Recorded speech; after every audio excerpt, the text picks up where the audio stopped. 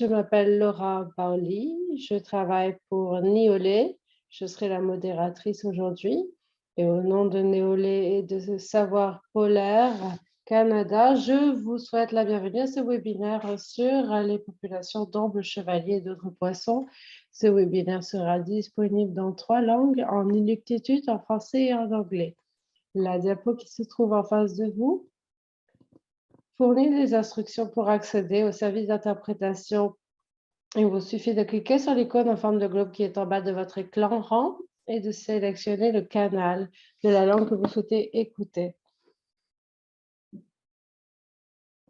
Les instructions viennent d'être publiées dans le chat d'autre part. Alors, ce webinaire s'inscrit dans une série de webinaires lancés par Savoir Polaire. C'est la série d'échange de connaissances. Je vous invite à consulter notre site web, le site web de Polaire, pour en savoir plus sur cette série de webinaires. Il y en aura un demain sur le changement climatique et il y en aura 2 autres la semaine prochaine. Vous pouvez également trouver d'autres informations sur d'autres webinaires qui auront lieu à l'avenir sur le site web dont le lien vient d'être publié dans le chat. Aujourd'hui, nous allons souligner plusieurs éléments clés qui ont été publiés dans un rapport. En fait, ce rapport va être publié au printemps.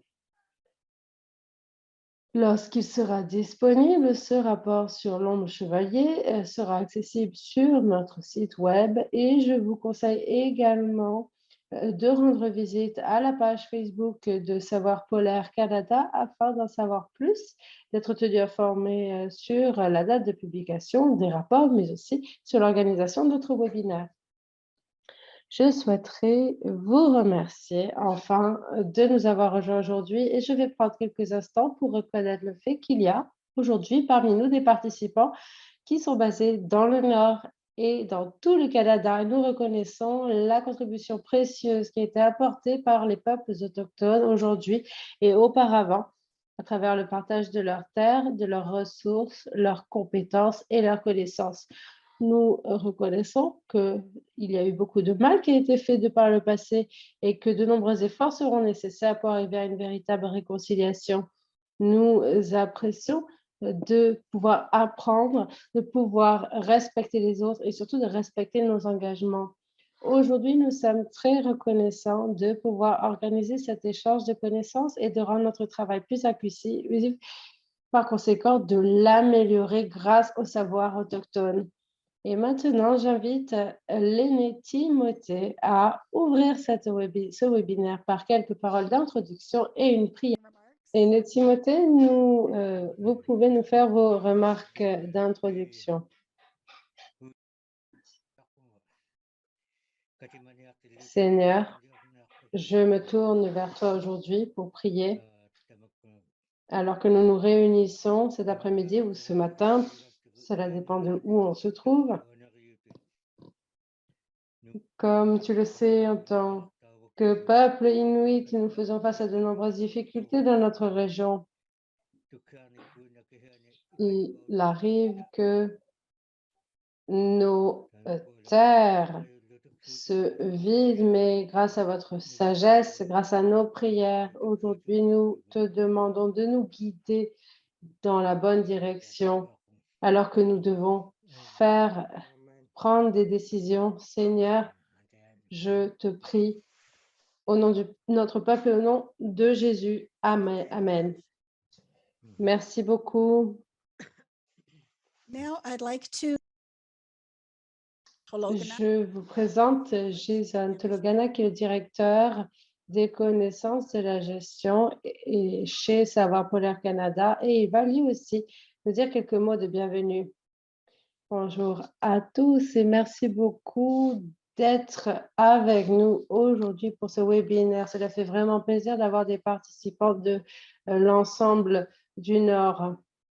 Savoir Polaire Canada est une organisation basée sur la science qui utilise la technologie scientifique, mais aussi le savoir autochtone. Nous sommes une organisation assez petite, mais nous souhaitons obtenir des résultats à travers des projets collaboratifs. Nous échangeons des connaissances pour pouvoir prendre des décisions informées dans le Nord. Les discussions qui ont été à la base des 5 webinaires sont le résultat d'un processus collaboratif après l'atelier qui a eu lieu en mars 2020.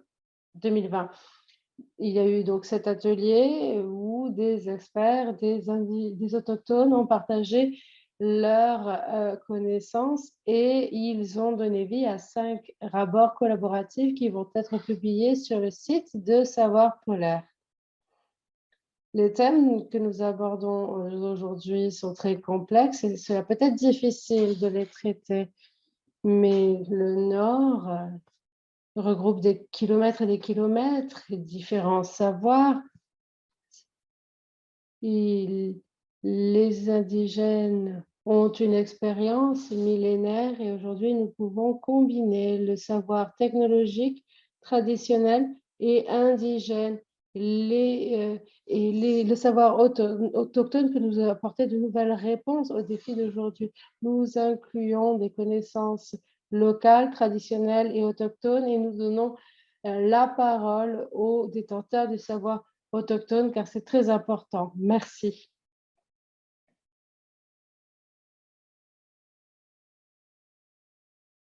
Merci beaucoup, Jason, pour ces informations sur le rapport et le webinaire d'aujourd'hui. Et merci d'avoir présenté la discussion. Alors, comme l'a dit Jason, il y a eu des questions thématiques qui ont inspiré le rapport sur l'ombre chevalier. Et cette idée est née en mars 2020 à la station de recherche de l'extrême arctique durant un atelier. Et le rapport sur l'ombre chevalier va bientôt être publié. Il est donc très logique que nous revenions sur les questions thématiques d'origine avec les participants, les auteurs du rapport et les détenteurs du savoir autochtone, des personnes qui souhaitent combler les lacunes et saisir les opportunités qui émergent du rapport. Nous savons tous néanmoins que des questions créent plus de questions. Voilà pourquoi nous vous invitons à nous faire parvenir vos questions dans l'onglet questions et réponses qui se trouve en bas de votre écran dans la barre d'outils de Zoom. Il vous suffit de cliquer sur l'icône questions et réponses, cette icône qui est mise en évidence sur l'écran et là vous pourrez taper votre question, ce qui nous aidera à tenir le compte des questions auxquelles on a répondu et celles auxquelles on doit encore répondre. Vous pouvez également taper vos questions dans le chat. Nous l'utiliserons pour communiquer avec les intervenants. Nous garderons un œil sur le chat afin que toutes les questions puissent disposer d'une réponse, si ce n'est aujourd'hui, au moins plus tard. Et pour commencer, je souhaite inviter les participants, le public ainsi que les intervenants à faire 2 choses. Tout d'abord, je vous invite à apprécier le silence.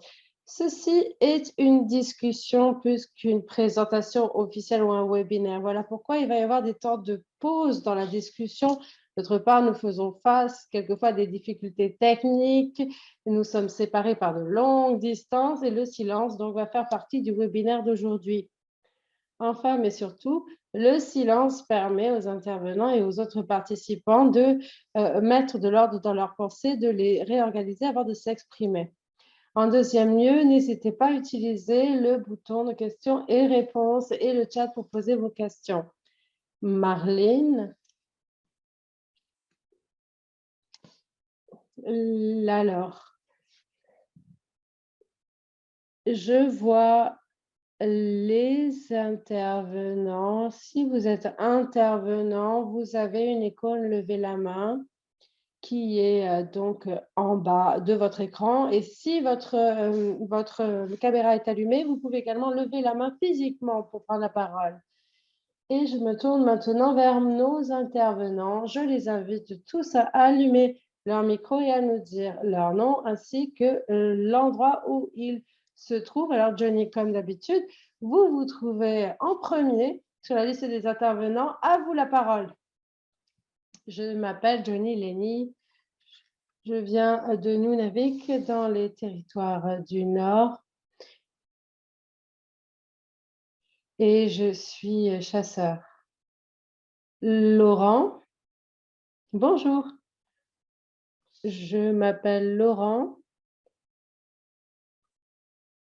Je viens d'un endroit qui s'appelait fut un temps Report Bay. Merci. Ningola, avec qui vous trouvez-vous aujourd'hui?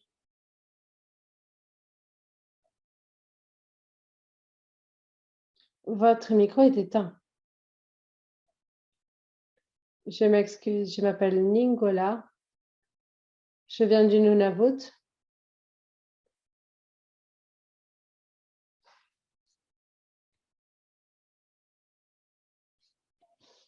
Je suis la mère de Ningola et je participe à des réunions moi aussi. Et je m'appelle Rukututia de Kimorut. Steven,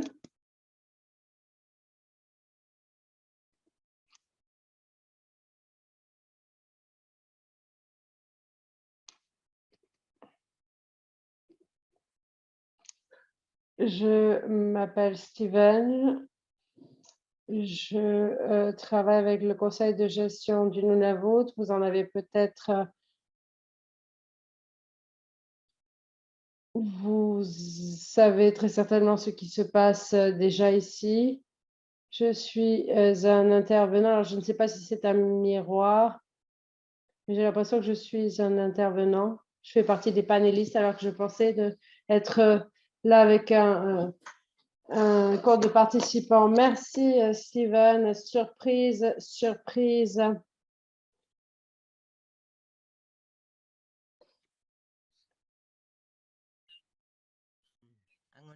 Je m'appelle Eva, je viens de Kamanika. Je suis membre de l'organisation des chasseurs et de trappeurs. Je pense que certains d'entre vous me connaissent. Je suis membre de l'organisation de chasseurs et de trappeurs de Berker Lake. Je suis également récolteur. Merci. Norman. Bonjour Norman, merci de nous avoir rejoints. Je m'appelle Norman Mike. Je viens de Pangnaktu. Je suis pêcheur.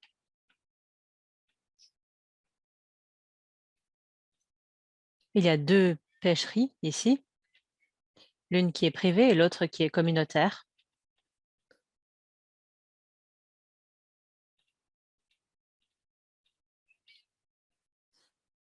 Alors, je devais être accompagnée, mais au final, je serai seule. Merci.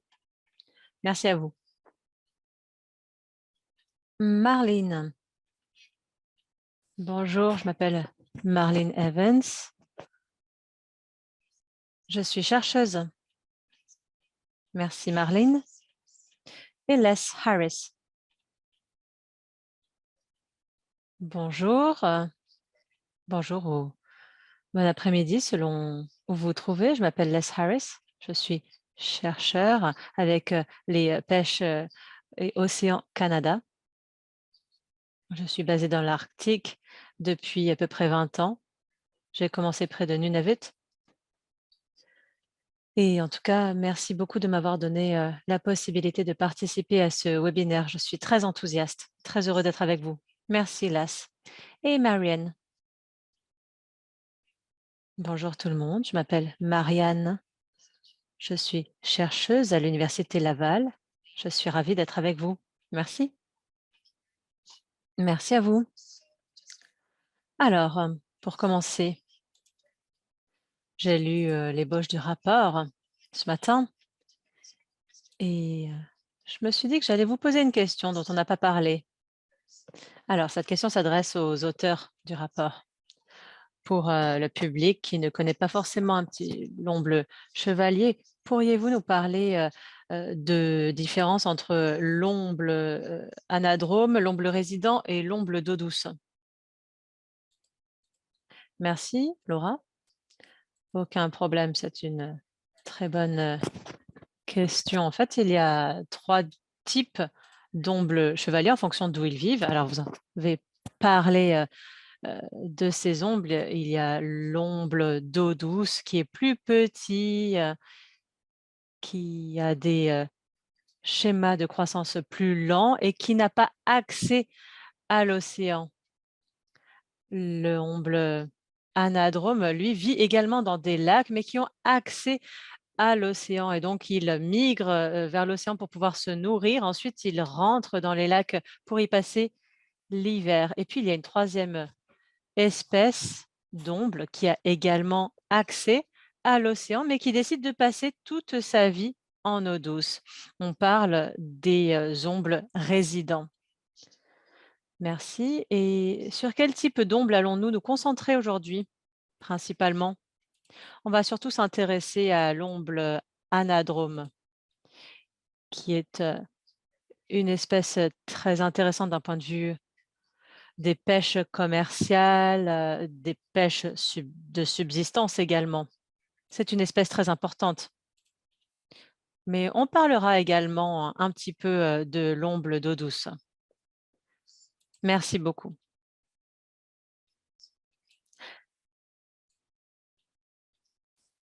Alors, j'aimerais demander aux panélistes, à toute personne du Nord, la question suivante. Pourquoi est-ce que l'omble chevalier est important pour vous et pourquoi est-ce que l'omble chevalier est important de manière générale pour les communautés du Nord?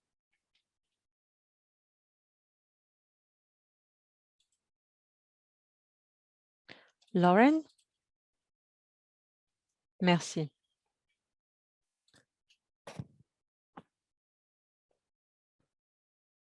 L'omble chevalier est important pour nous, en tout cas là où j'habite, parce qu'il est goûteux. On mange de l'omble chevalier, on le pêche et puis des fois on en vend également aux villages voisins. Merci. Norman, qu'en pensez-vous? Pourquoi est-ce que l'omble chevalier est important pour les communautés du Nord?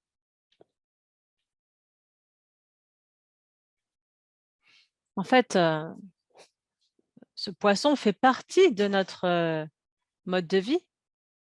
C'est un aliment de base, là d'où je viens.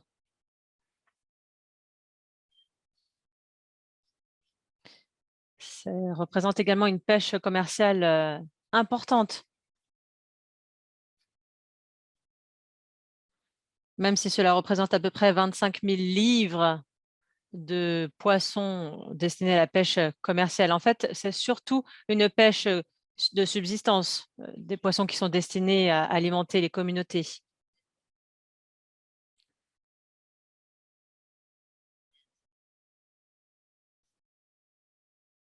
Mon frère et moi, on pêche pour toute la communauté.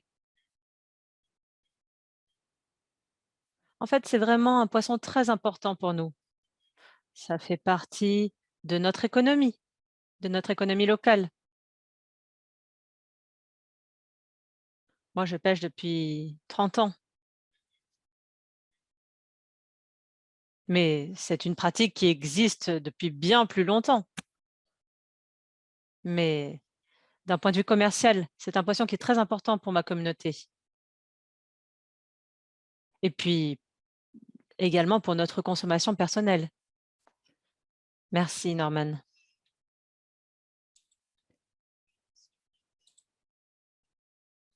Je m'adresse maintenant aux invités qui sont aux côtés de Ningola. Est-ce que vous pourriez nous dire quelle est l'importance de l'omble chevalier pour votre communauté?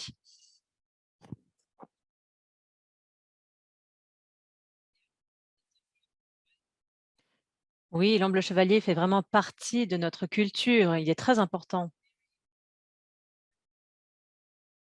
Ça fait partie de nous. On en cuisine différents plats. C'est une source de nourriture très importante. On le consomme, on peut le consommer cru. C'est un aliment très important. Toute Inuk qui ne consommerait pas dent bleu chevalier serait tout à fait différent. C'est vraiment un élément central de notre culture, de qui nous sommes. Merci.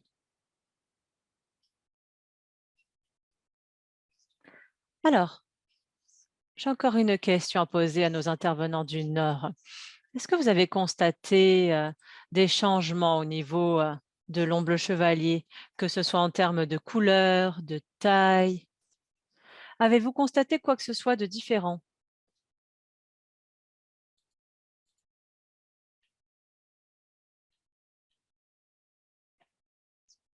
Norman?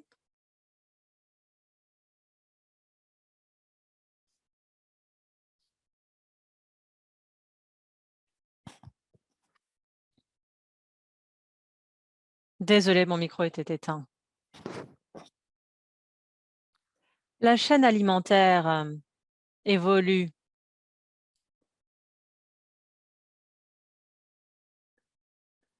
Nous étions habitués à avoir un peu de capelans, des harengs. Lorsque j'ai commencé à exercer la pêche commerciale,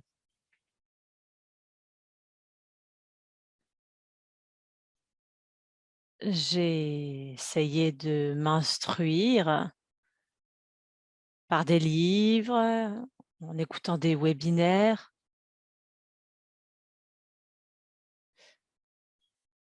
Alors, la couleur de la chair de l'omble change, mais au niveau du goût, cela ne change pas.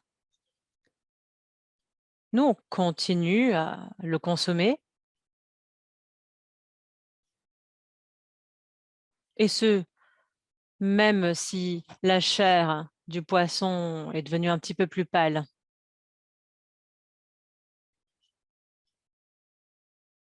Alors, j'avais des illustrations, des photos que j'aurais voulu vous montrer sur mon ordinateur, mais malheureusement, je n'ai pas une bonne connexion, donc je n'en ai pas la possibilité. En tout cas, ces 15-20 dernières années, on a effectivement constaté certains changements. En tout cas, là où je vis, on a constaté certains changements. Merci.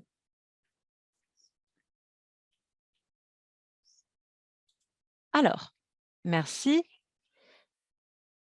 J'en reviens au rapport. Alors, comment est-ce que l'omble chevalier peut être touché par l'évolution des conditions climatiques? Comment est-ce que le changement climatique peut-il avoir un effet sur l'omble chevalier? Marianne? Oles?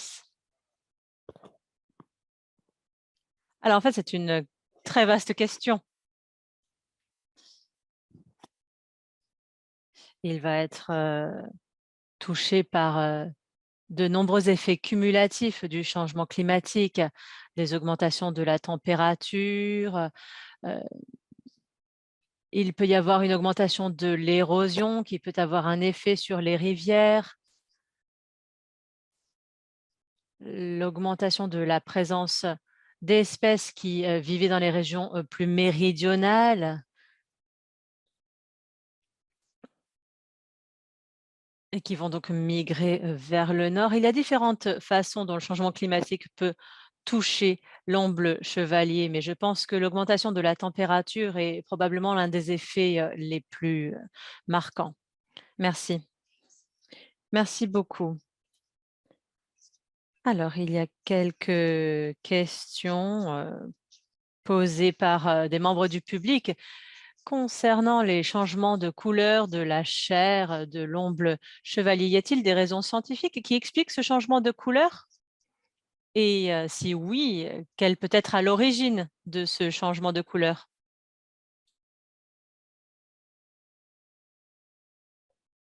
Oui, alors il y a des pigments il y a des pigments dans la chair de l'omble chevalier. Donc, il y a une molécule qui va donner au saumon et à l'omble la couleur qui est la leur. Et donc ces pigments, cette couleur est due à la nourriture des poissons et plus particulièrement ce sont des types de crevettes. Donc nous suspectons qu'il y a eu un changement au niveau de la nourriture de l'omble. Par exemple, maintenant l'omble va peut-être se nourrir de crevettes qui ont cette couleur rouge, donc par opposition avec les poissons que mangeait l'omble tels que le capelin. Donc, j'espère que ma réponse a été claire. Merci. Marlene, est-ce que vous souhaitiez ajouter quelque chose? Alors, je vais revenir sur ce que Marianne a dit. Je vais juste le répéter, en fait. Il y a eu un changement de couleur qui est lié au changement du régime alimentaire de l'omble. Tout ça est lié aux pigments qui se trouvent chez l'omble. Et il y a certains... Donc, si les poissons mangent des crevettes, leur chair sera plus rose. S'ils mangent d'autres poissons, leur chair sera plus blanche. Mais comme disait Marianne, cela est lié, la couleur de la chair est liée à l'alimentation du poisson. Merci. Brièvement, à certains endroits, on a remarqué ce changement de couleur était certainement plus visible. Par exemple, dans certains endroits, le capellan, par exemple, a véritablement changé la couleur de l'omble. Il y a certains endroits, il y a d'autres endroits où l'on voit vraiment ce changement de couleur et nous faisons tout pour comprendre l'impact de ces espèces qui sont en train de se déplacer vers le nord. Mais ce que je voulais dire ici, c'est que quelle que soit la couleur de la chair de l'omble, que ce soit rouge sombre, rouge très recherché ou la couleur orange ou blanche, eh bien, l'omble chevalier reste un aliment très sain. Merci beaucoup, Les. Et maintenant, je me tourne vers Timothée parce que Timothée, ne partez pas. Timothée, durant le webinaire sur le changement climatique de la semaine dernière, on a abordé le taux de mercure chez les poissons. Alors, on pourrait peut-être en parler pour l'omble chevalier. Est-ce que vous pourriez nous en dire plus et sur vos préoccupations, peut-être sur le taux de mercure que l'on retrouve chez les poissons?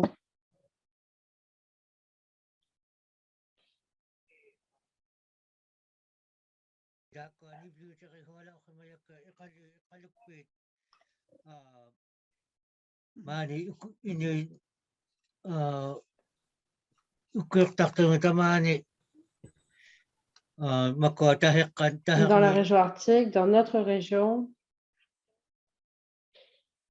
notamment dans les lacs, je veux dire les espèces de poissons qui se trouvent dans le lac, nous les avons observés, nous parlions du changement de couleur de la chair, eh bien nous avons remarqué ce changement dans la région. En été, les lacs se jettent dans l'océan plus rapidement, plus vite. Vous savez qu'il y a plus de poissons. Les poissons se rendent dans l'océan. C'est une période à laquelle nous les pêchons, nous les récoltons. Alors, est-ce en raison de la température de l'océan durant cette période de l'année? Est-ce que cela pourrait être une autre cause du changement de couleur de la chair du poisson? Puisque cette couleur rouge de la chair semble disparaître beaucoup plus rapidement à cette période de l'année. Et d'autre part, il y a aussi les poissons d'eau douce, les poissons enclavés.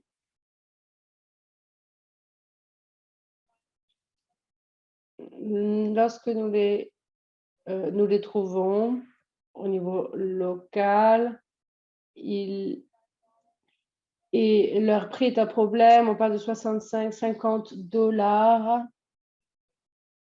Et les prix ont augmenté en raison de l'inflation, ce qui affecte les communautés. Les communautés ont plus de mal à accéder aux poissons locaux. Alors ça, c'est une préoccupation qui a été soulevée. Oui, les gens ne peuvent pas manger du poisson. Ça, c'est une autre préoccupation que je souhaitais souligner. Merci. Merci.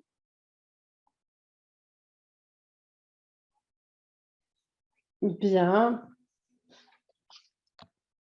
Il me semble que c'est une question très complexe. En tout cas, c'est ce qui ressort du rapport. J'ai l'impression que le changement de couleur affecte, provient est lié à ce que mangent les poissons, mais il y a aussi le changement de température de l'océan.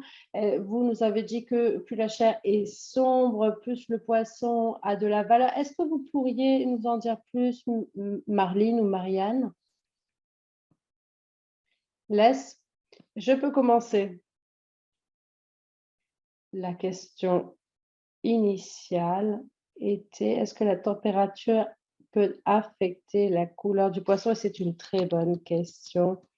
Honnêtement, je ne peux pas répondre à cette question et j'aurais aimé que d'autres co-auteurs tels que Mike Gilbert soient là aujourd'hui parce qu'ils auraient peut-être pu nous citer quelques documents pour nous aiguiller, mais nous pouvons considérer que la température a un impact indirect sur la couleur du poisson, puisque la température va pousser de nouvelles espèces à faire leur apparition, on va dire se déplacer, et ces poissons vont donc influencer la couleur de l'omble s'ils sont en contact. Alors, d'un point de vue marketing,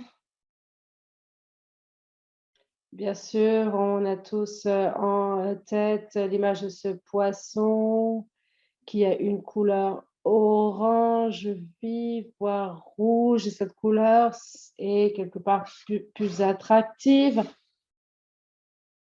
Il y a des poissons de cette couleur et on a l'impression que plus les poissons sont blancs, moins ils ont de la valeur, et donc s'ils sont plus blancs, ils vont être transformés. J'espère que j'ai répondu à la question, merci. C'est intéressant. Johnny, que pensez-vous de la discussion et de l'ombre chevalier de l'article? Est-ce qu'il y a des changements que vous avez notés?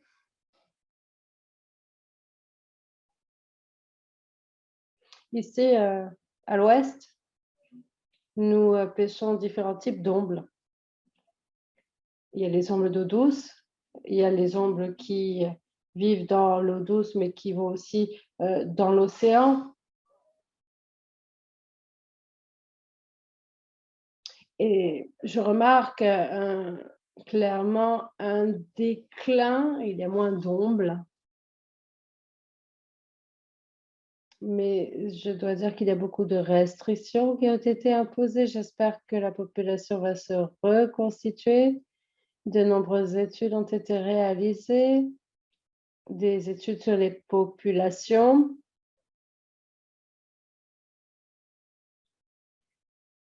Ce qui ressort clairement, c'est qu'il y a eu un clair déclin. Il y a 30 ans, il y avait plus d'ombles et d'olivarden. Ils ne sont pas pêchés, ils ne sont pas capturés pour la pêche commerciale. Mais qu'on le veuille ou non, ce poisson est délicieux. Et puis il y a aussi les ombles anadromes. Il y a des gens qui se rendent donc dans le nord du Yukon pour le pêcher. Alors pour ce qui est des couleurs, on en avait plusieurs des couleurs de chair. Et c'est vrai que l'omble à la chair rouge foncée est considérée comme quelque chose de très bon.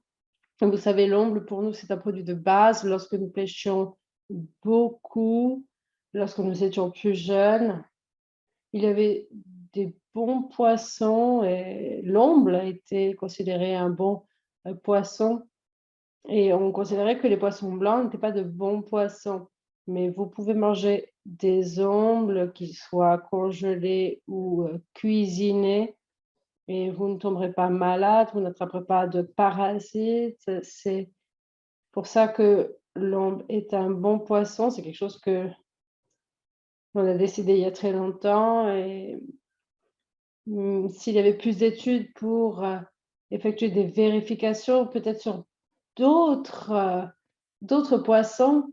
Vous savez, tous ces autres poissons, ils ont des parasites qui peuvent être dangereux pour nous si on les mange, notamment s'ils sont gelés. C'est tout ce que je souhaitais ajouter. Mais les populations sont de retour, notamment les Dolly Warden, mais il y a des restrictions, mais cela fait très longtemps que nous les pêchons. En général, nous allons pêcher dans les montagnes. C'est là où nous allons les pêcher. Nous allons à l'automne, nous nous rendons à la rivière, mais nous allons à la rivière pour les pêcher et ensuite, après l'automne, eh bien, c'est là que le déclin a commencé. Merci. Je souhaiterais revenir sur les parasites et sur les contaminants de manière plus générale. Mais avant ça, je souhaitais me tourner vers les questions du public. Alex nous demande: la couverture de glace de mer est en déclin et c'est sous la glace que l'on trouve le plus d'amphipodes. Le déclin de la glace de mer peut-il être considéré comme un lien entre la température, le régime alimentaire et la couleur de la chair de l'omble? Y a-t-il un lien entre tous ces éléments? Est-ce que l'un de nos co-auteurs souhaite faire un commentaire? Alors, je pense que vous devriez vous tourner vers Marianne. Je pense que c'est une question qui est pour elle. Désolée, Marianne, mais je pense que cette question est pour vous. Et j'ai vu également une autre question de Samantha sur les changements qui interviennent au niveau de la taille des poissons ou des conditions de l'état des poissons. Désolée, Marianne. Merci, laisse pas de problème. Ce sont d'excellentes questions qui pointent sur l'interdépendance de ces différents changements. Nous avons mené des études avec l'ES, notamment dans la mer de Beaufort. Et la glace de mer, en tout cas la fissuration de la glace de mer peut nous donner des indications sur l'omble, sur son état, sur sa condition. La fissuration, cela montre que ces données sur la fissuration de la glace de mer peut avoir une influence sur de nombreux éléments, notamment sur le régime alimentaire de l'omble, puisque l'omble va migrer vers l'océan pour se nourrir. Et donc, si la glace de mer se fissure à un autre moment, l'omble va aller vers l'océan à un autre moment et cela va affecter également leurs conditions, leur état, leur alimentation, leur nombre. Donc, ce sont des changements qui sont complexes, mais il y a un lien entre la glace de mer, la rivière et l'omble. C'est un lien, en tout cas, qui est crucial pour notre étude. Nous devons, pour comprendre l'évolution de ces changements. Peut-être que quelqu'un peut compléter ce que je viens de dire. Oui, je pense que Steven a levé la main. Oui, je ne suis pas sûre. Je ne sais pas pourquoi je suis un panéliste. Je me rappelle avoir indiqué que je souhaitais être un participant, mais vous avez de la chance. J'ai pêché, je pêche toute ma vie depuis que je suis enfant. Je pêche toute l'année. Donc, j'ai vu beaucoup d'ombres. Je suis heureux de pouvoir apporter ma contribution. Nous avons des préoccupations vis-à-vis de la température des océans et à propos également de cette fissuration de la glace qui intervient trop tôt. Nous avons des préoccupations vis-à-vis de la nourriture.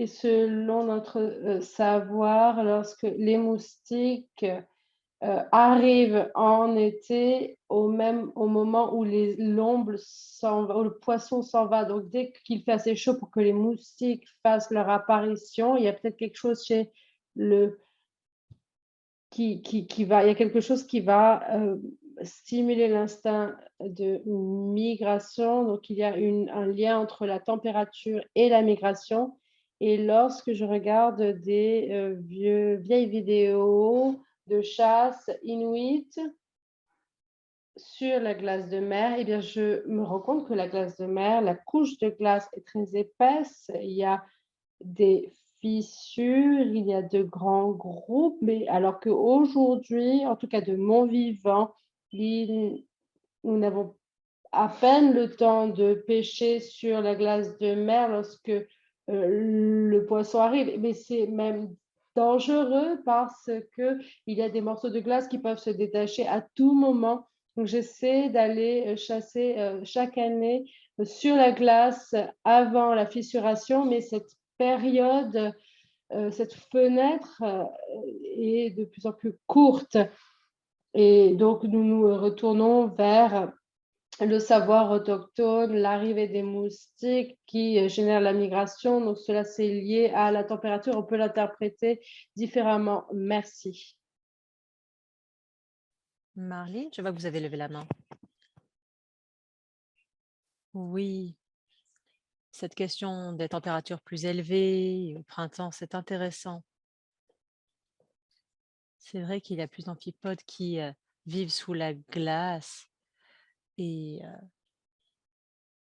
l'omble chevalier peut s'en nourrir, mais il y a aussi le zooplancton qui vit dans l'eau de mer et qui est également un ingrédient important, un aliment important pour l'omble chevalier. En fait, lorsque le printemps arrive plus tôt, que les températures sont plus élevées, les poissons ont tendance à être plus gros, plus grands que lorsque le printemps est plus tardif et plus froid. On ne sait pas exactement pourquoi, mais c'est peut-être lié au fait que le phytoplancton se développe plus tôt et que cela est à la base du zooplancton et donc à la base de la nourriture également du poisson. Mais voilà, en tout cas, c'est un sujet de recherche qu'il nous faut creuser. Ce sont des questions intéressantes. En tout cas, il y a beaucoup encore à élucider. Merci, Marlène. Johnny, vous avez levé la main? Je voulais rebondir sur ce qu'a dit Steven concernant la question de la température. Pour ce qui est de l'omble d'eau douce, alors pour moi, il y a l'omble anadrome qui est vraiment dans l'océan. L'omble a tendance à revenir en eau douce lorsqu'il commence à faire plus froid. Et par exemple, on a tendance à dire, un vieux proverbe dit que lorsque les feuilles changent de couleur à l'automne, c'est là que l'omble revient en eau douce pour hiverner. Voilà ce que je souhaitais ajouter à ce qu'a dit Steven. Merci, Norman.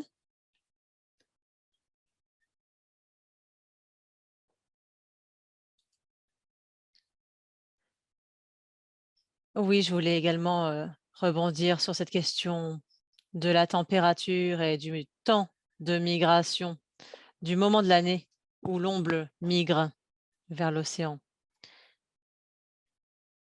Pour la pêche commerciale, on attend que l'omble chevalier soit arrivé dans l'océan.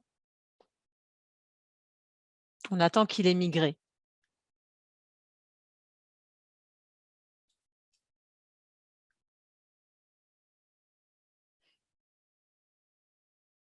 Et à la pleine lune,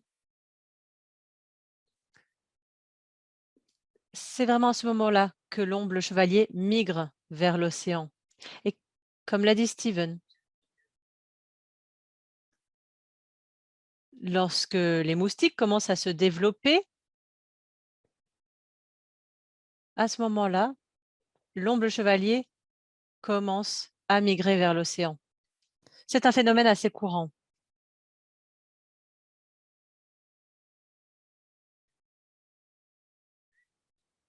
Ensuite, lorsque l'omble chevalier revient en eau douce, ça se passe également à la pleine lune, parce que c'est là qu'il y a des eaux plus importantes, qu'il y a des courants plus forts.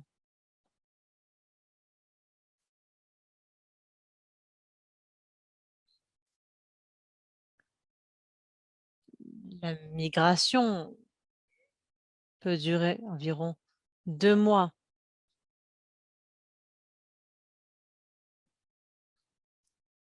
Et puis s'accompagne parfois d'autres espèces de poissons, de la morue, d'autres espèces, des lançons, des harengs.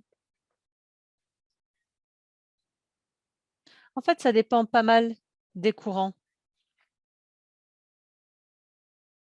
Après avoir passé un moment en eau de mer, ils reviennent en eau douce dans les lacs.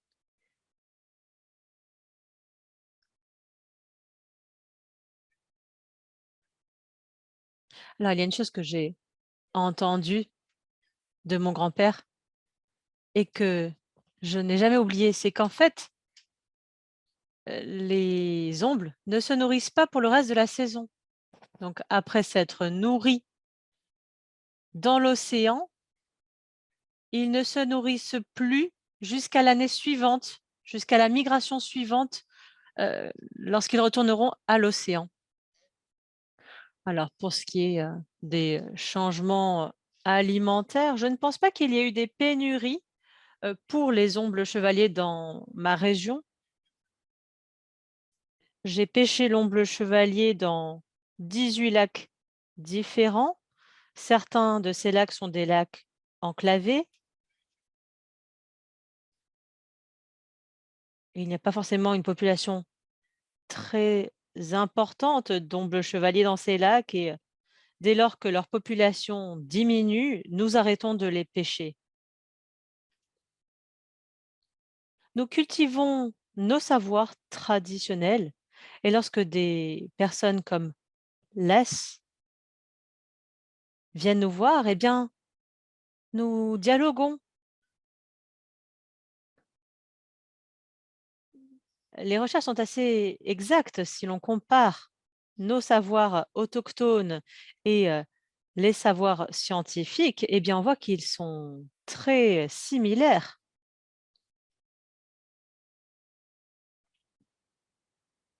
Donc, il y a beaucoup de similitudes entre l'IQ, le savoir autochtone, et les connaissances scientifiques. Et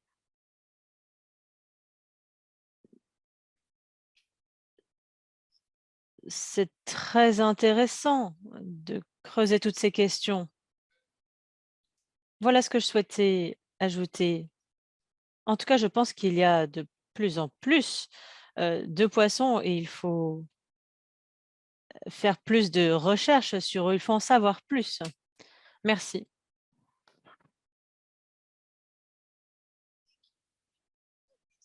Merci Norman. Les? Merci Laura. Merci Norman. Et merci à toutes les personnes qui ont posé des questions et répondu.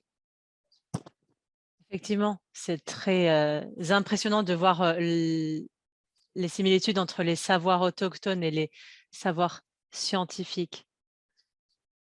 Alors, je voulais rebondir sur quelques questions parce qu'il y a eu pas mal d'échanges et tout est très intéressant.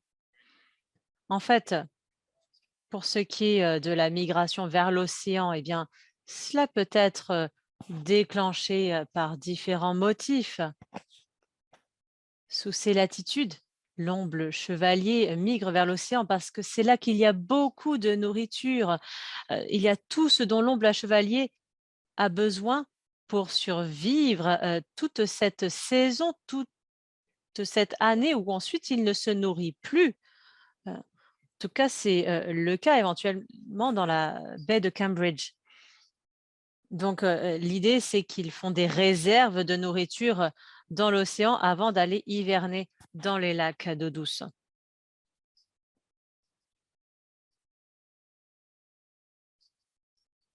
Et c'est intéressant de voir tous les différents phénomènes, l'arrivée des moustiques, l'augmentation des températures, la fissuration de la glace de mer. Au final, dès que les rivières abondent, le poisson l'omble chevalier migre vers l'océan. Et ce qui est intéressant à savoir également, c'est que l'omble chevalier ne peut pas survivre l'hiver en eau de mer. L'eau est beaucoup trop froide. C'est pourquoi l'omble chevalier est obligé de migrer à nouveau pour passer l'hiver en eau douce. Il a besoin de l'eau froide, mais il y a une fourchette de température à laquelle il s'épanouit pleinement. Il ne faut pas que l'eau soit trop froide non plus. Voilà, en tout cas, c'est vraiment un poisson fascinant. Merci, merci à Norman pour ses remarques.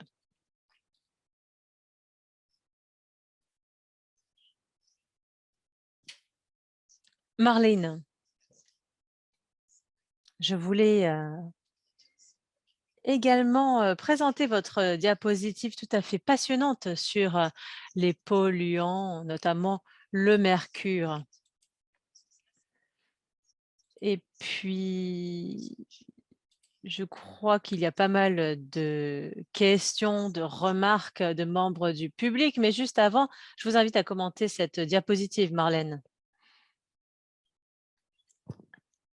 Je présente la diapositive, c'est ça? Oui, s'il vous plaît. Alors, souvent, on se pose la question de la présence du mercure dans le poisson.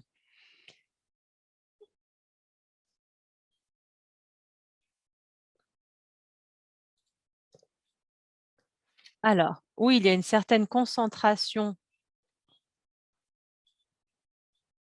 de mercure dans le poisson et des seuils à partir desquels il n'est plus apte à la consommation. Et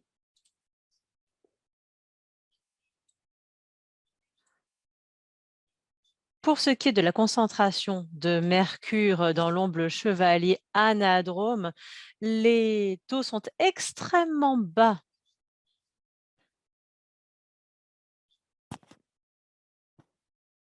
En tout cas, on a évalué différentes espèces, ombles chevaliers au niveau de différentes communautés et à chaque fois, les taux étaient extrêmement bas, donc indiqués en vert sur la diapositive.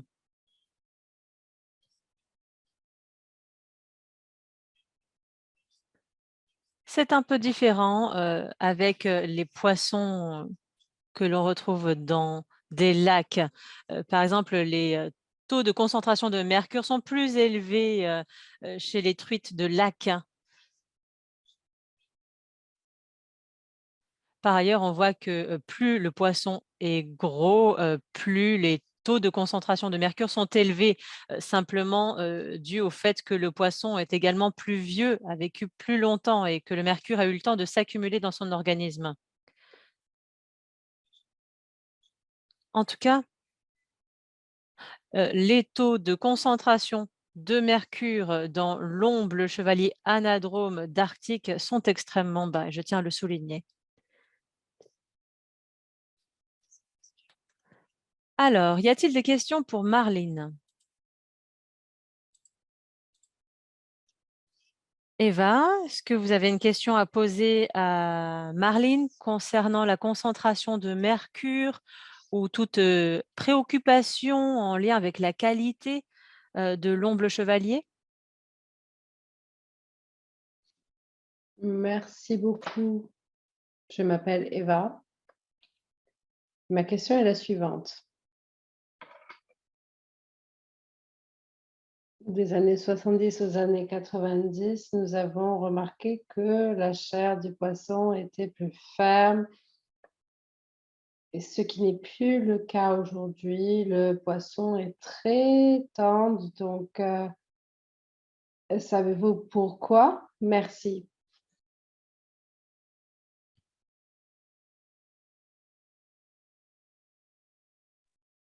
Alors je serai, brève. Je vois qu'il y a quelqu'un d'autre qui a levé la main.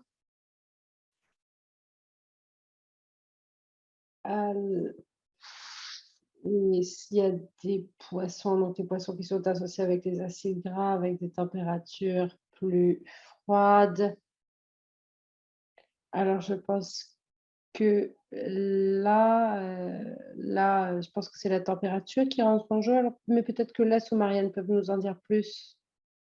Merci beaucoup Marline, merci pour cette question. Pour être honnête, je n'ai aucune réponse probante à vous fournir.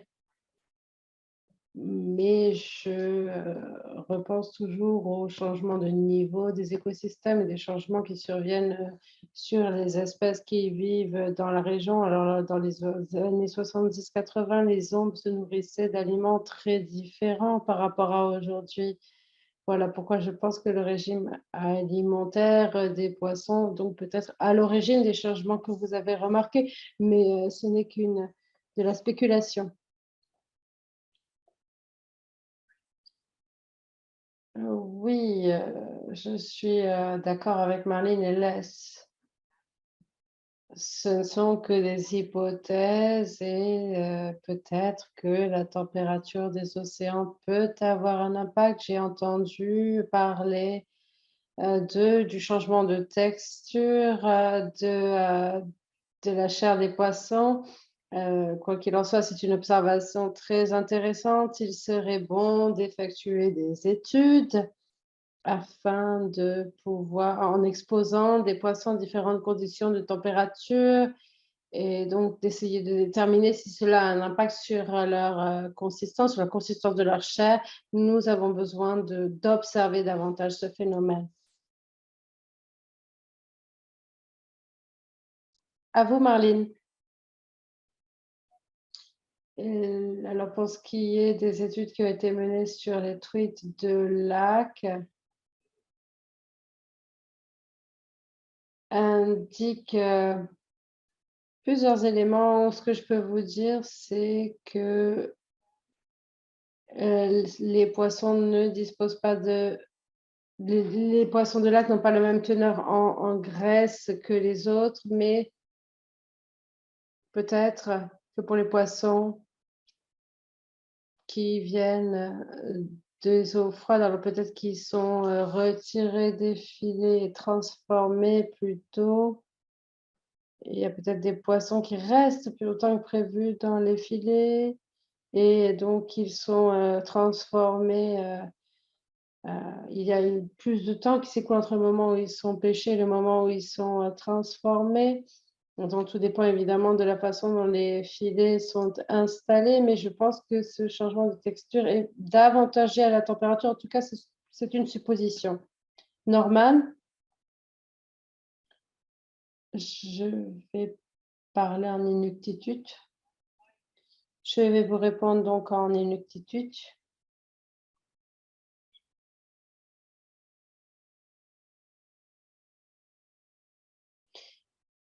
Et lorsque nous faisons de la pêche commerciale,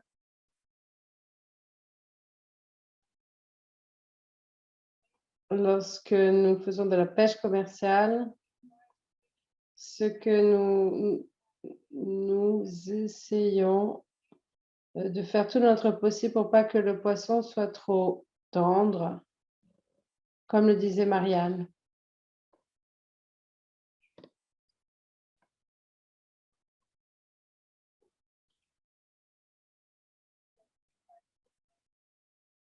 Donc, nous faisons tout pour que la viande ne soit pas trop tendre. Il y a plusieurs types de poissons que l'on peut vendre. Il y a plusieurs acheteurs, des entreprises qui acheteurs. Il y a différents systèmes de notation et nous avons un délai de 3 jours pour vendre le poisson au-delà, nous ne pouvons plus le vendre.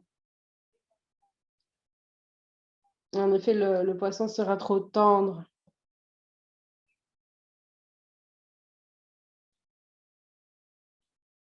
Et nous savons que la personne chargée de décider quel poisson peut être vendu, eh bien, c'est elle qui va prendre la décision. Et lorsque nous lançons nos filets, nous tendons de libérer le poisson du filet le plus vite possible parce que nous savons que le poisson peut devenir tendre très vite. Donc, nous souhaitons que le poisson reste cru, mais les Inuits conseillent de couper la tête du poisson afin que la texture ne soit pas trop tendre. Je ne sais pas ce que vous en pensez, mais selon le savoir inuit, la texture de la chair du poisson doit répondre à des critères spécifiques. Et si nous pêchons du poisson, nous devons nous assurer à ce que ce soit un poisson de qualité que nous offrons à nos acheteurs.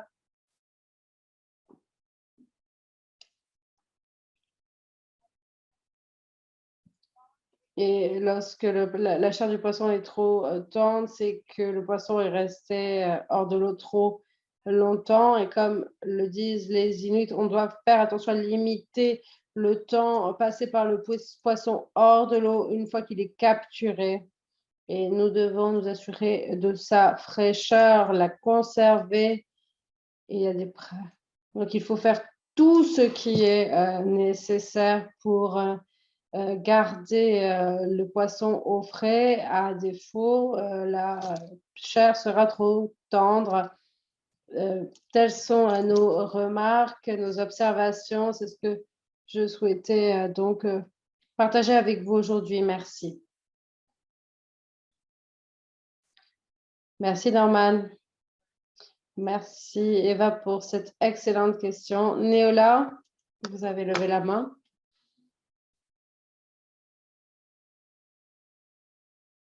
Votre micro est éteint. Votre micro est éteint.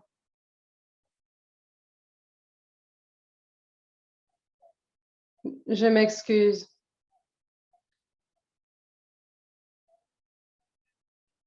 C'est moi qui ai levé la main.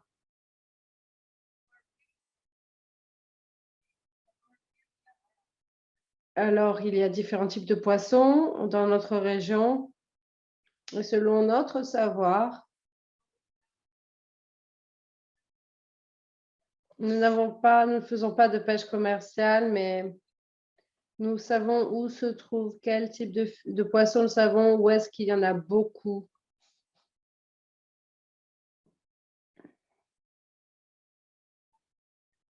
Et le poisson, lorsqu'il n'est pas à température faible, conservé à température, eh bien, ce n'est pas bien. Donc, je connais des gens qui vivent dans des régions plus méridionales. Et là, la température, c'est un problème parce que le poisson va être plus mou. Donc, la température est un facteur à prendre en compte, c'est clair.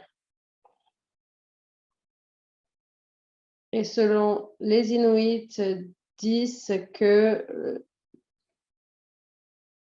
lorsque les poissons se sont assez engraissés, ils reviennent, ils repartent vers les lacs. Quelqu'un a également parlé de la couleur du poisson à l'automne lorsque les températures commencent à se refroidir. Et la couleur de chaque mâle et femelle poisson change à cette époque de l'année. Et l'endroit où se trouve le poisson peut influer sur les changements qui s'opèrent chez le poisson. Tout dépend de l'endroit où les animaux se trouvent. Nous avons également remarqué que la texture et la couleur des poissons changent légèrement. Voilà, c'est ce que je souhaitais vous dire très vite. Je souhaitais rester brève. Sur la terre des Inuits,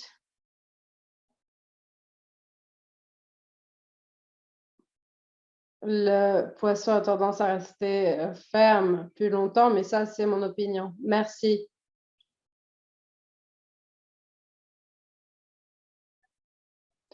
Je suis membre de l'Organisation des trappeurs et des chasseurs et je vais chasser, pêcher moi-même à l'occasion. À côté de Kimmerout, il y a différents endroits où je me rends. Il y a plusieurs endroits où je sais qu'il y aura du poisson. Il y a des sites de pêche.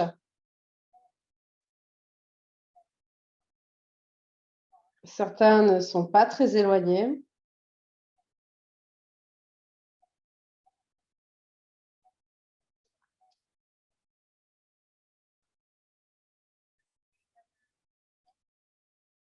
Et plusieurs sites sont plus proches de Kimmerout, mais ce ne sont pas mes préférés. Les sites qui se trouvent, qui sont plus éloignés, environ à 100 000, c'est là que j'aime aller pour pêcher.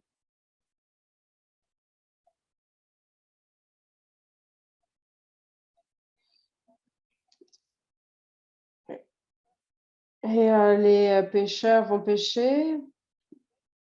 Ils l'ont fait l'hiver dernier. Nous connaissons les différents types, différentes espèces de poissons. Nous savons également que nous connaissons également la quantité de poissons qui est pêchée. Lorsque cette quantité décline, eh bien, cela peut affecter la couleur de la chair du poisson ou le comportement même du poisson. Lorsque le déclin ou l'augmentation de la population de poissons a une incidence.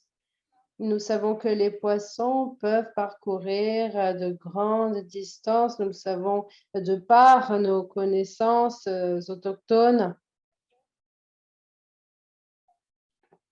Nous connaissons des sites de pêche qui sont proches et en général, donc, les poissons sont des sites vers lesquels les poissons reviennent, mais j'ai l'impression qu'il y a des stocks de poissons, de nouveaux stocks de poissons, ou plutôt il y a un déclin des stocks de poissons.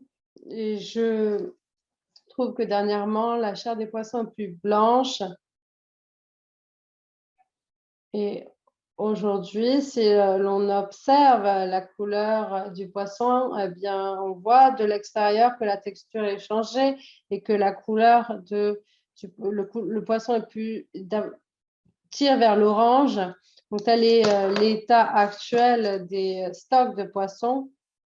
Et plus nous allons loin pour pêcher,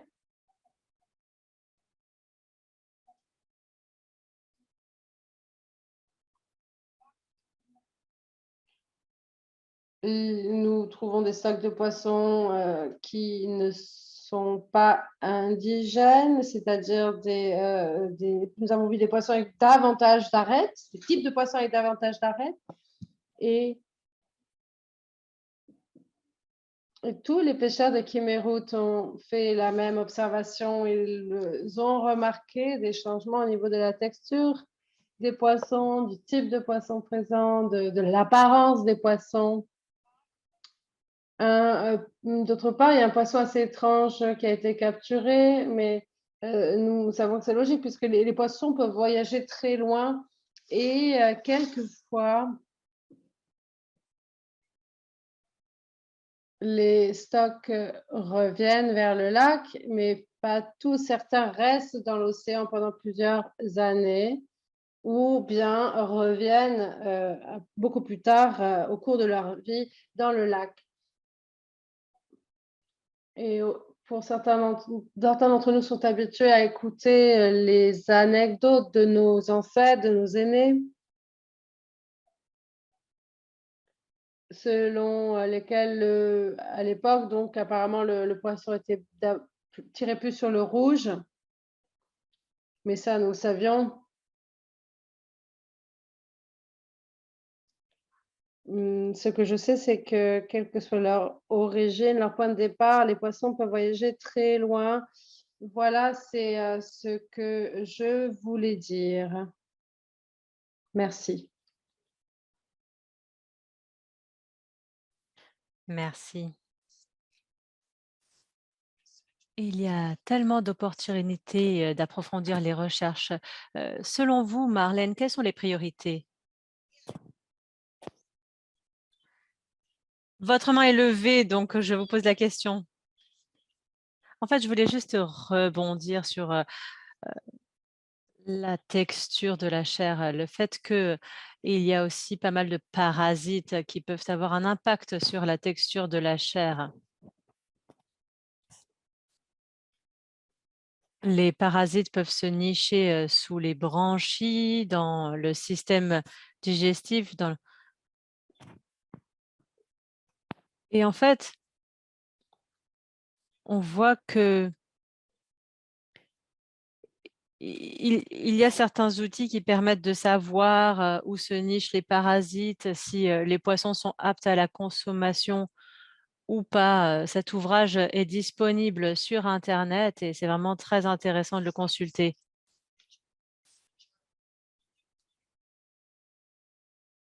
En fait, lorsqu'un poisson a des parasites, il faut absolument le cuisiner, mais il vaut mieux ne pas le consommer. En tout cas, c'est bon de savoir, quels sont les parasites en question.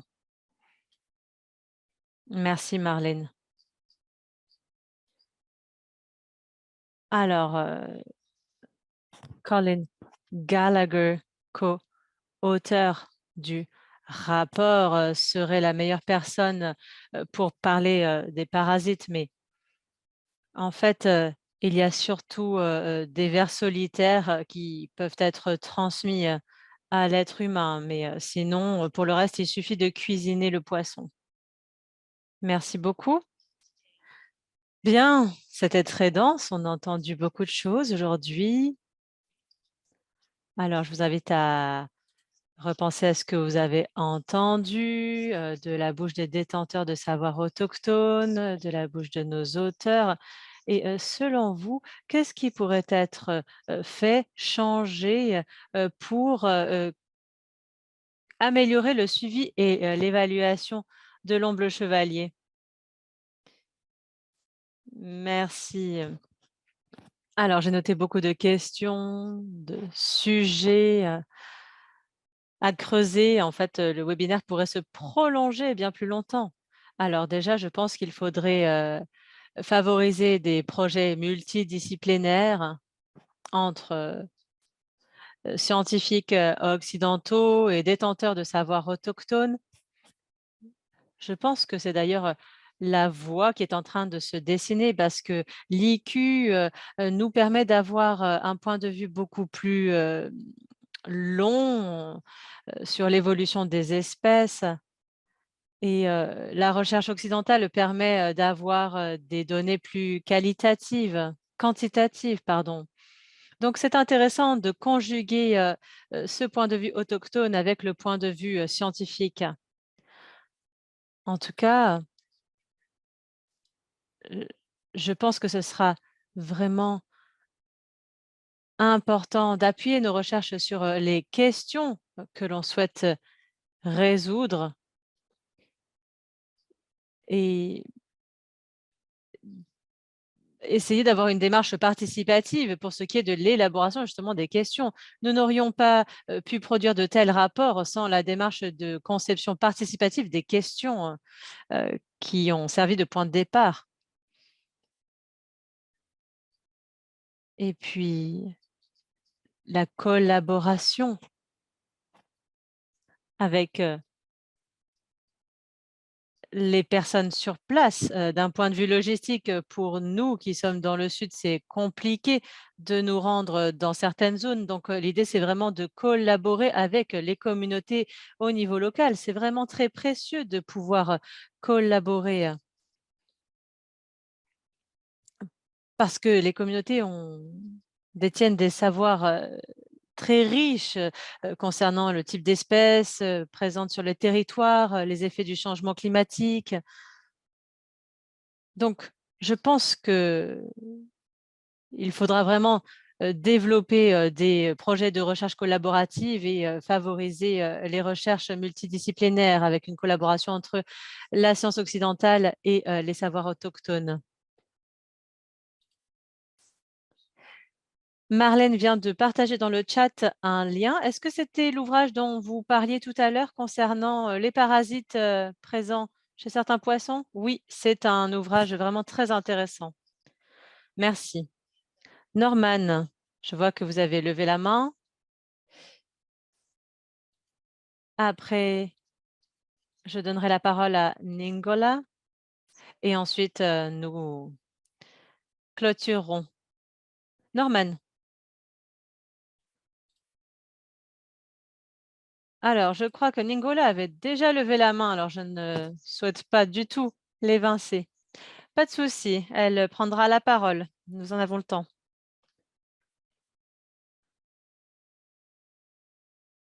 Alors, pour ce qui est de la suite de la recherche, je pense que nous avons besoin de projets de recherche à grande échelle au Nunavut. Nous n'avons pas de site de recherche. Alors, peut-être que nous devrions avoir une sorte d'infrastructure centralisée pour mener ces recherches.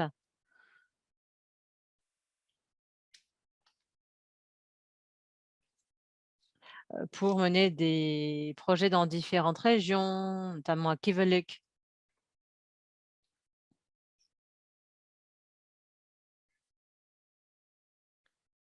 Là où j'habite,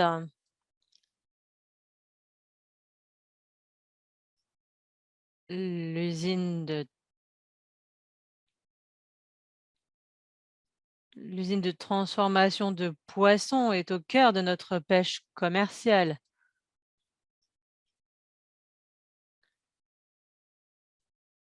Si nous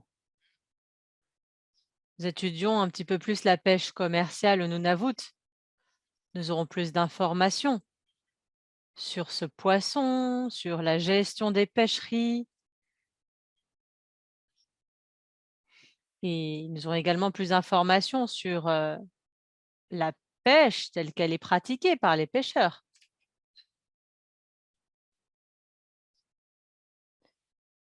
Il faut développer les projets de recherche sur ces questions, ce qui nous permettra peut-être de développer la pêche commerciale sur de nouveaux sites, nouveaux lacs. Peut-être que nous pourrons impliquer davantage de pêcheurs, de communautés. Et puis, favoriser une plus grande responsabilité dans la gestion des pêches. Et puis, nous avons besoin d'autres rencontres comme celle-ci.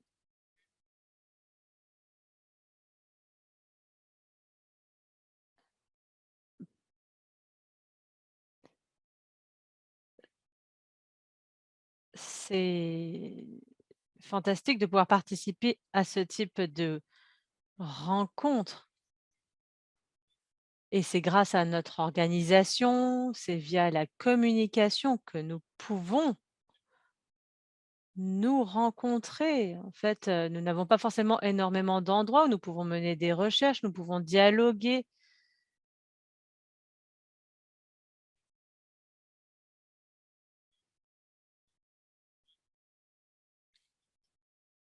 Par exemple, pour me rendre à un lac, il faut que j'ai l'accord de l'organisation de chasseurs et de trappeurs.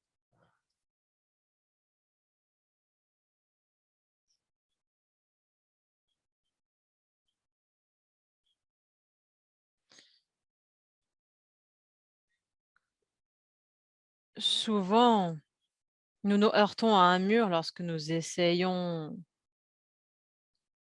de pêcher dans d'autres lacs. Ici, nous n'avons que 5 lacs où nous pouvons pêcher et nous voulons pêcher dans tous les lacs.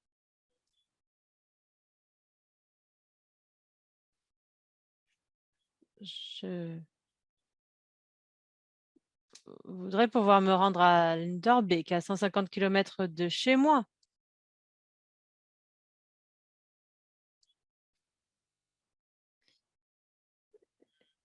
Il faisait moins 30 degrés, ça nous a pris 3 jours. On a pu récolter, pas mal de poissons. Il nous faut les savoirs autochtones, il nous faut les savoirs scientifiques et je pense que tout ceci est important pour développer une meilleure compréhension de la pêche. En tout cas, voilà, il faut développer les recherches en ce sens. Il faut mieux étudier nos plans d'eau. C'est tout. Je vous remercie. Merci Norman.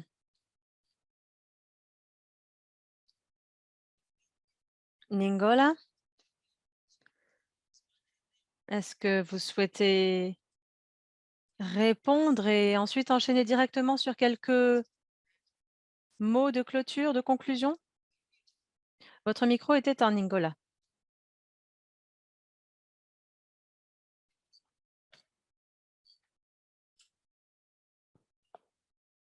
Alors, ce n'est pas une question, c'est juste une remarque.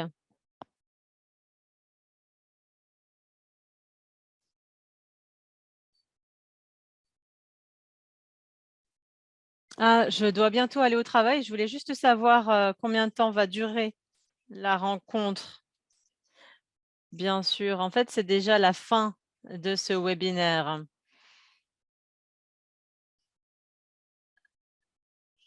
Donc,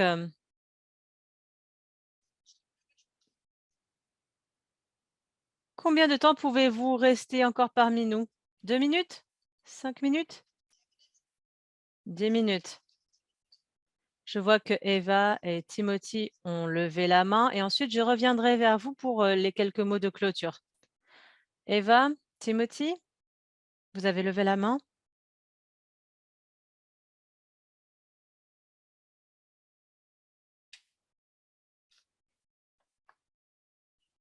Votre micro est éteint.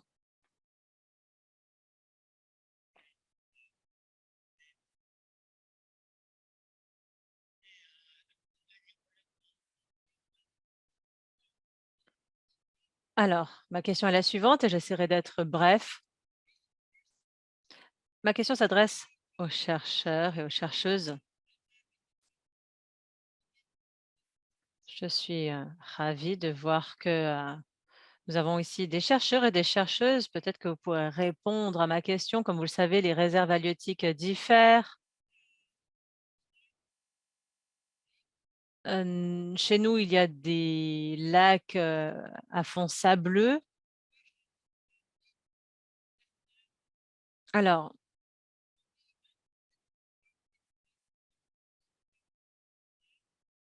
est-ce que les truites ont tendance à être plutôt présentes dans les lacs à fond sableux? Est-ce que, selon vous, les proies, la nourriture des poissons influence, le type d'habitat dans lequel, ces poissons évoluent? À vous, Marline. Alors, je ne peux pas répondre précisément pour ce qui est de la truite, de lac. En fait, il n'y a pas beaucoup d'informations, scientifiques sur, la truite de lac, en tout cas pour le Nunavut. Hem, Mary Gamberger et Jenny Walker et moi-même avons essayé d'évaluer, le taux de concentration du mercure, dans ces truites de lac et on a vu que les taux de concentration étaient plus élevés. Donc le ministère de la Santé du Canada est en train, d'évaluer, ces chiffres pour, décider si ils sont aptes à la consommation. En tout cas, si vous avez des, truites de lac, dans votre région, vous pourrez peut-être, vous référer à ces données, dont nous disposons déjà. En fait, maintenant, il y a des mesures vraiment très, strictes, du point de vue de la santé, pour, décider si un poisson est apte à la consommation ou pas. Merci Marlène.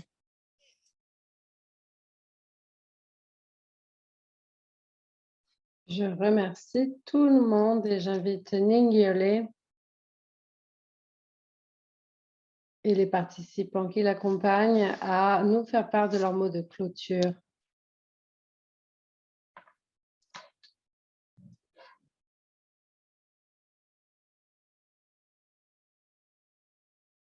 Je m'excuse.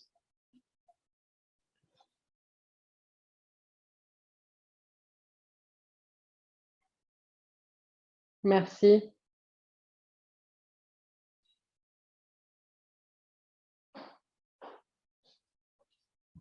Merci pour cette opportunité qui m'a été offerte cet après-midi. Nous tenterons de faire preuve de patience au quotidien, à l'avenir. Cher Seigneur, nous te sommes reconnaissants parce que tu es notre gardien et tu nous as offert cette opportunité aujourd'hui afin que nous puissions écouter différents points de vue, différentes perspectives. Tu nous as permis d'écouter et d'entendre les connaissances de ceux qui en savent sur la nourriture dont nous nourrissons tous les jours. Nous savons qu'il y a quelque chose de prévu pour nous, pour nos vies, pour notre pays. Et pour ce qui est de maintenir un équilibre pour assurer la disponibilité de notre nourriture. Dès que possible. Et nous espérons que tout le monde continuera à avoir de la nourriture, surtout les réfugiés qui essaient de sauver leur vie. Seigneur, s'il te plaît, laisse-les en sécurité. Laisse-les accéder à de la nourriture dans les mers comme sur terre. Nous te demandons de continuer à nous laisser avoir assez de nourriture. Nous souhaitons la paix. Nous sommes reconnaissants pour ces moments passés ensemble aujourd'hui. Nous sommes reconnaissants vis-à-vis de tous ceux qui ont organisé cet événement.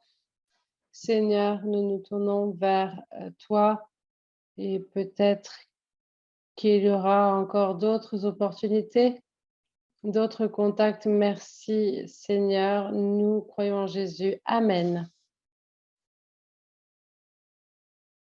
Merci et avec ces mots, nous concluons notre webinaire. Je remercie les participants qui ont pris part à ce webinaire. Je remercie le public pour ses questions et je souhaiterais remercier nos interprètes Lisa, Iris et Dorothée. Nous vous remercions pour votre dur labeur.